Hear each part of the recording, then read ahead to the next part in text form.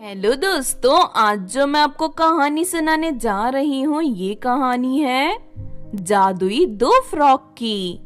तो चलिए दोस्तों देखते हैं जादुई दो फ्रॉक की कहानी। पंखुड़ी बहुत ही लालची लड़की थी। एक दिन वो जादूगरनी का शो देखने जाती है। तभी जादूगरनी एक फ्रॉक लेकर स्टेज पर आती है। ये मेरा सबसे खास जादुई फ्रॉक है, इसे पहनने की भी जरूरत नहीं, बस इसे अपने ऊपर लगाने से ये किसी का भी रूप धारण कर सकता है। जादूगरनी उस फ्रॉक को अपने ऊपर लगाकर एक बुढ़िया का रूप धारण कर लेती है और अगले ही पल वो छोटी सी बच्ची बन जाती है। ये देख सभी दर्शक हैरान होकर ताली बजाने लगते हैं। फिर शो खत्म होने के बाद पंखुड़ी चुपके से उस जादूगरनी का फ्रॉक चुराकर वहाँ से अपने घर भाग जाती है। अब मैं इस फ्रॉक की मदद से कुछ भी कर सकती हूँ। अगले दिन पंखुड़ी जब फ्रॉक को लेकर बाहर निकलती है तो तभी उसकी नजर पड़ोस में रहने वाली एक लड़की पर पड़ती है। ये हमेशा होशियारी मारती रहती है, आज मैं इसकी अक्ल ठिकाने लगाती हूँ। पंखुड़ी अपने ऊपर उस जादुई फ्रॉक को लगाकर उस लड़की की माँ का रूप धारण कर लेती है। क्यों री, मैंने तुझे घर से बाहर निकलने से मना किया था ना, फिर तू घर से बाहर क्यों निकली? ये आप क्या कह रही है माँ? आपने तो ऐसा कुछ नहीं कहा था। आप ही ने तो बोला था कि बाहर जाकर अपने दोस्तों के साथ जरा खेलो। अच्छा, मुझसे जबान लड़ाती है, रुक जा, मैं तुझे अभी बताती हूँ। इतना कहकर पंखुड़ी उसकी चोटी पकड़कर उसकी खूब पिटाई करती है। चल सीधी तरह घर जा और दोबारा सड़क पर दिखाई दी तो मैं तेरी टांगे तोड़ दूंगी। वो लड़की रोते हुए अपने घर चली जाती है, लेकिन तभी अपने घर पर अपनी माँ को देख वो लड़की हैरान रह जाती है। उसे कुछ समझ नहीं आता। दूसरी तरफ ये सब करके पंखुड़ी बहुत ही ज्यादा मजे लेती है। फिर अगले दिन पंखुड़ी बाजार में घूम रही कि तभी उसकी नजर एक ड्रेस की दुकान पर पड़ती है। वाह, इस दुकान में तो बहुत सारी सुंदर ड्रेसेस रखी हैं। पंखुड़ी देखती है कि उस दुकान की मालकिन कहीं बाहर निकल कर जा रही है। पंखुड़ी दुकान की मालकिन का रूप धारण करके उस दुकान में चली जाती है। पंखुड़ी अपने लिए बहुत सारी सुंदर ड्रेस छान कर निकाल लेती है।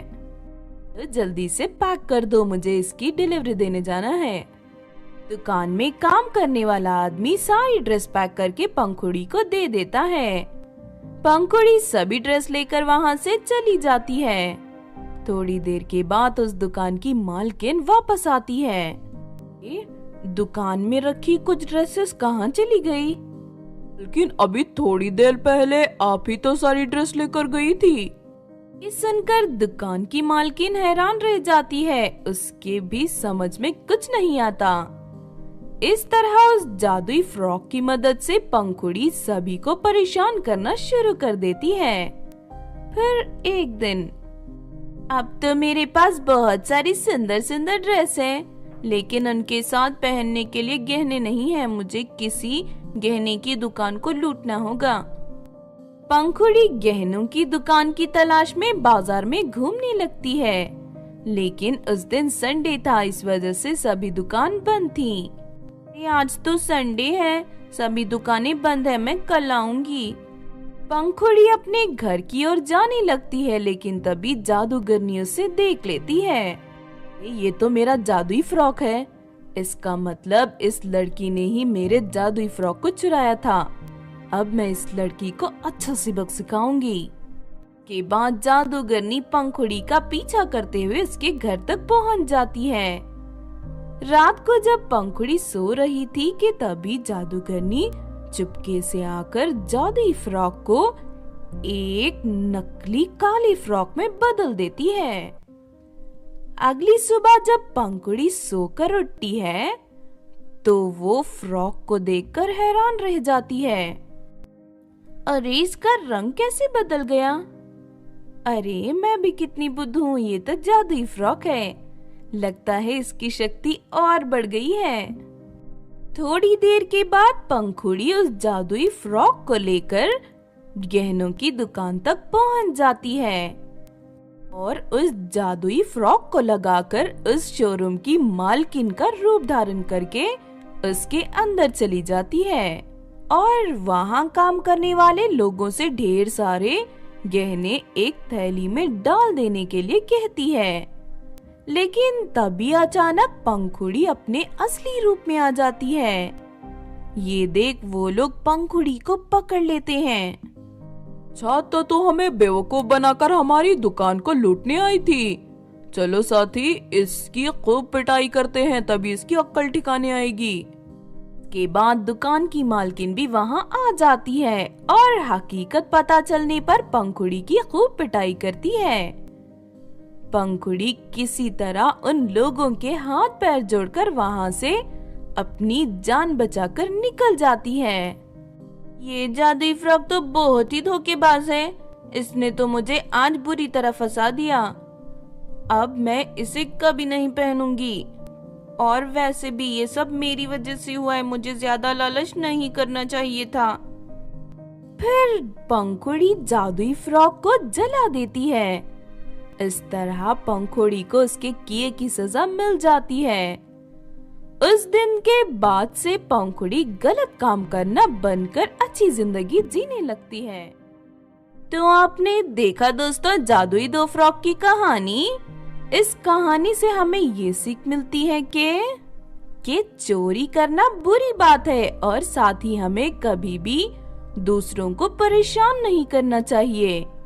अगर ये कहानी आपको अच्छी लगी हो तो जरूर लाइक करें और हमारे चैनल छोटू टीवी को सब्सक्राइब भी कर लें। और हाँ दोस्तों, हमें कमेंट करके जरूर बताना कि आपको कहानी कैसी लगी। कुंदापुरा गांव में खुशबू अपनी सौतेली माँ और बहन के साथ रहती थी। खुशबू जब छोटी थी तब एक बीमारी के कारण खुशबू की माँ की मौत हो गई थी और उसके पिता ने दूसरी शादी कर ली थी।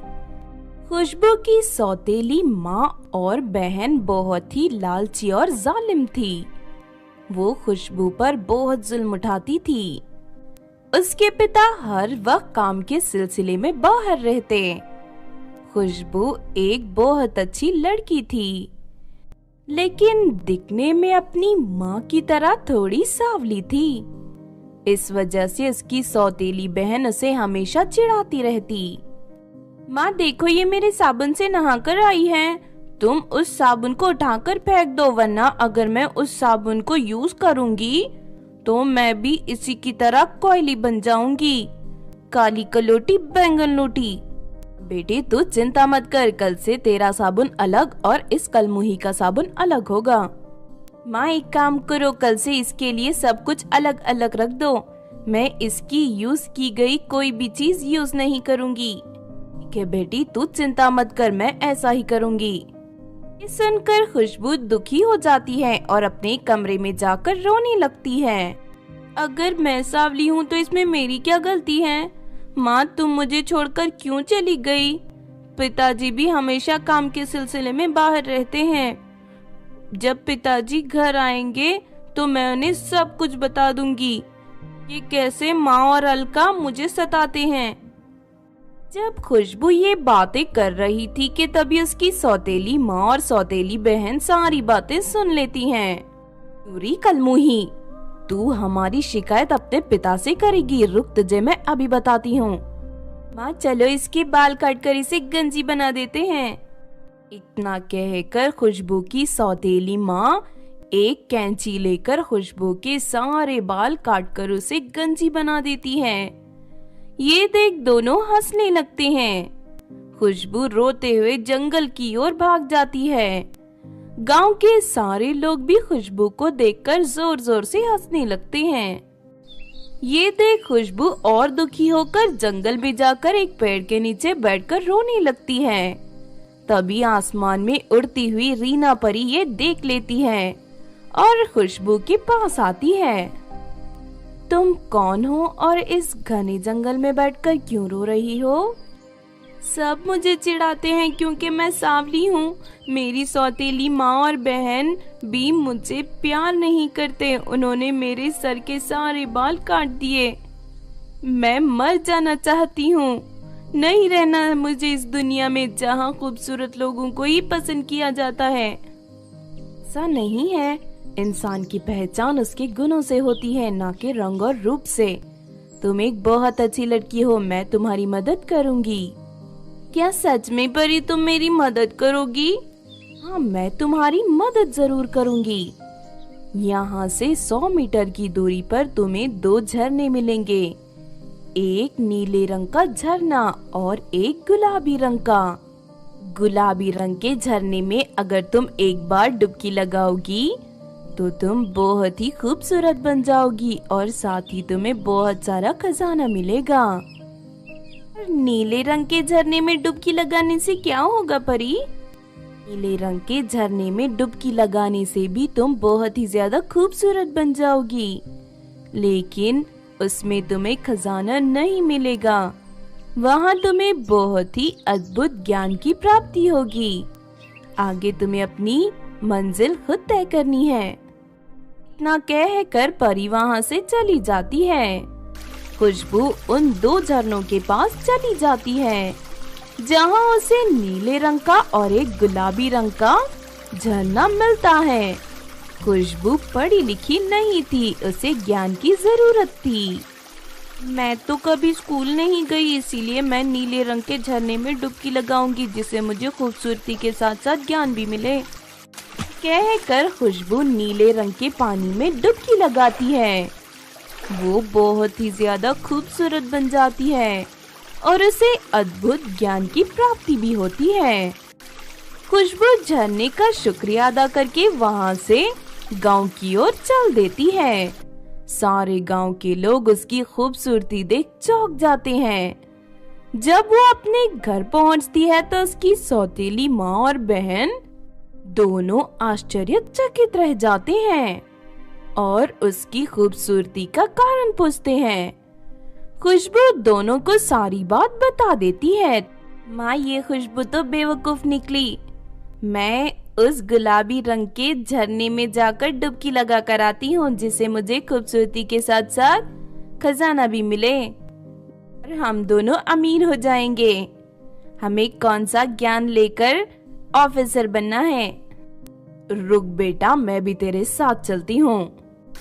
दोनों माँ बेटी मिलकर झरने के पास चली जाती हैं और गुलाबी रंग के पानी में अलका डुबकी लगाती है और अगले ही पल वो बदसूरत और गंजी बन जाती है और उसे खजाना भी नहीं मिलता। देखो ये क्या हो गया, मैं बदसूरत कैसे बन गई? मेरे सर के बाल भी गायब हो चुके हैं। तभी वहाँ रीना परी आ जाती है और कहती है, ये मेरे 2 जादुई झरने हैं जो अच्छे लोगों को इनाम और बुरे लोगों को सजा देते हैं। तुम दोनों लालची हो, तुम्हारी यही सजा है। सुनकर दोनों माँ बेटी परी से माफी मांगने लगती हैं, लेकिन परी उन्हें माफ नहीं करती। तभी वहाँ खुशबू आ जाती है। प्लीज परी, इन दोनों को माफ कर दो, मैं तुम्हारे हाथ जोड़ती हूँ। खुशबू के मिन्नतें करने के बाद दोनों को माफ कर देती है और अलका को पहले जैसा बनाकर वहाँ से चली जाती है। उस दिन के बाद से दोनों माँ बेटी सुधर जाते हैं और खुशबू के साथ अच्छा व्यवहार करने लगते हैं।